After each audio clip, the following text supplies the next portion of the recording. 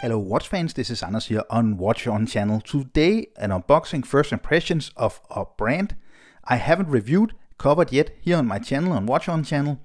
But it is a new dive watch from Mido, which is owned by the Swatch Group, a very interesting historical brand which are really making a huge comeback within affordable entry-level, luxury, mid-level dive watches.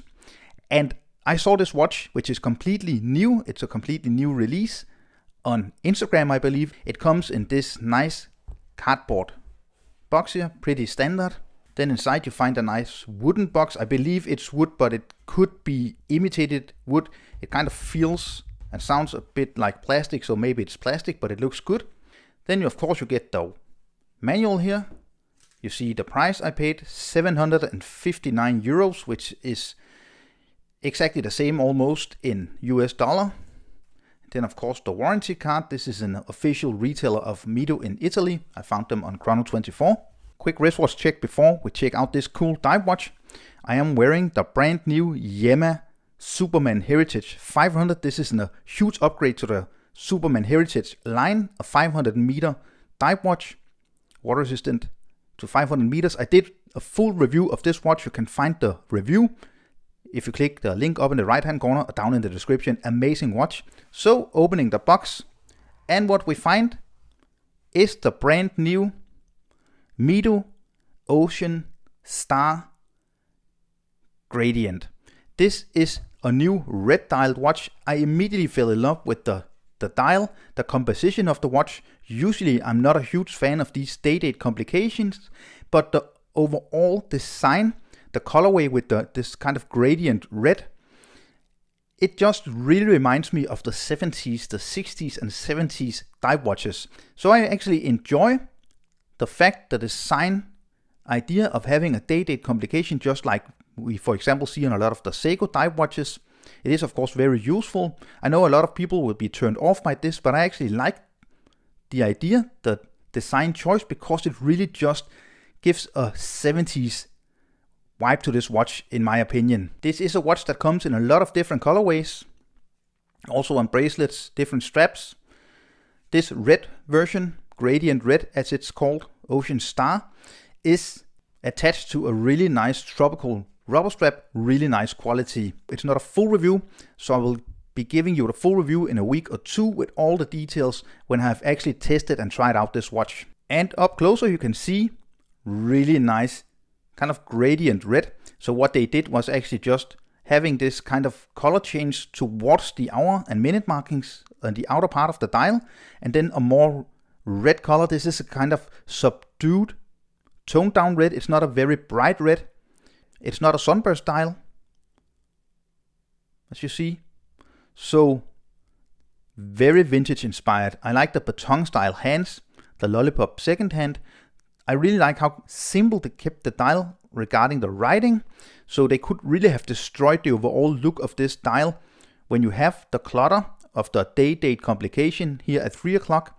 But they just decided to have Mido, automatic, Ocean Star, and then Swiss made, which is kind of distorted. You can see it's really nicely made, this domed sapphire crystal, because it really gives this kind of warm vintage distortion. I really think that they did a cool, nice job with this. Then you have these applied hour markings, which are of course filled with lume. I will give you lume shot, accuracy test, and all of that in the full review. Again, this is just an unboxing, first impressions.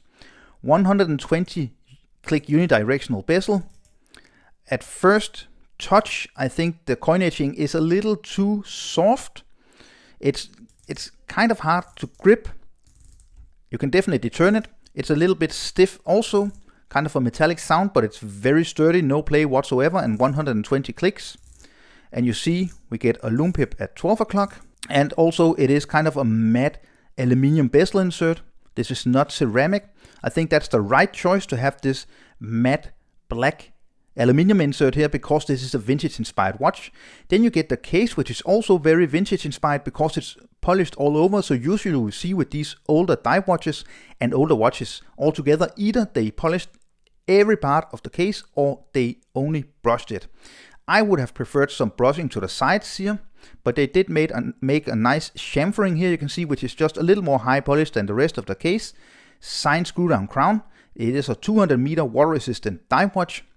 The case size here, or the diameter, is 40.5 millimeters. You get approximately 46.5 millimeters lock tip to lock tip, a height of 13.4 millimeters, and a very annoying lock width here of 21 millimeters. I couldn't have found a better choice for a strap for this watch, but maybe a distressed brown leather strap would look really cool on this watch as well. Really nice, top quality, very soft, and you also see a nice thickness to this tropical rubber strap from Mido. Easy removal spring bars, which is also a nice thing.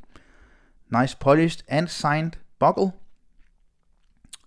The case back here with the C star, all the different information, and of course a wrist shot. You see this watch wears really nicely on my 17.5 centimeter wrist circumference. It has a very short lock to lock distance of only 46.5 millimeters, which is really nice.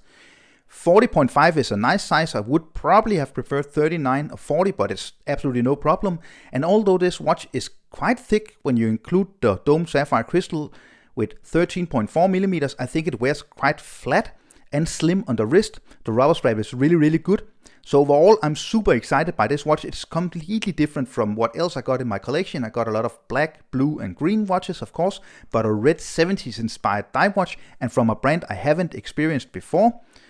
I really am excited about this watch. I think it looks great right out of the box. It was love at first sight, but let's see in a week or two when I have really tested this watch if it holds up the overall first impression of quality I got when I first unboxed this watch. It is powered by the Powermatic 80, so you get 80 hours of power reserve from this automatic, technically in-house movement from the Swatch Group from ETA. So I hope you enjoyed this first impressions unboxing, initial review of this Mido Ocean Star Tribute Gradient Red. If you enjoyed it, don't forget to subscribe to my channel, leave a comment down below, give this video a thumbs up, follow me on Instagram and Facebook, and I will see you very soon again. Thank you. Bye.